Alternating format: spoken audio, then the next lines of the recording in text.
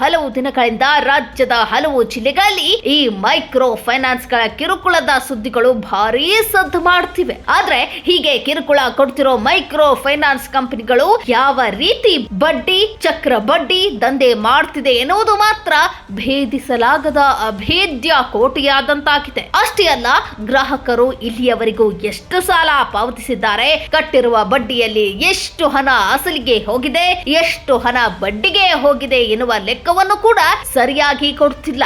ಇಷ್ಟೆಲ್ಲ ನಡೀತಿದ್ರು micro finance ಕಂಪನಿಗಳ ನಡೆ ಮಾತ್ರ ಅಚ್ಚರಿ ಹುಟ್ಟಿಸ್ತಿವೆ. ಯಾಕೆಂದ್ರೆ ರಾಜ್ಯವ್ಯಾಪಿ ಮೈಕ್ರೋ ಫೈನಾನ್ಸ್ ಕಂಪನಿಗಳ ಕಿರುಕುಳದ ಬಗ್ಗೆ ಭಾರೀ ಆಕ್ರೋಶ ವ್ಯಕ್ತವಾಗ್ತಿದೆ. ಆದ್ರೆ ಈ ಮೈಕ್ರೋ ಫೈನಾನ್ಸ್ ಕಂಪನಿಗಳು ತಮ್ಮ ವ್ಯವಹಾರ ಸರಿಯಿದೆ ಅಂತ ಯಾಕೆ ಇಲ್ಲಿಯವರೆಗೂ ತುಟಿ ಬಿಚ್ಚುತ್ತಿಲ್ಲ?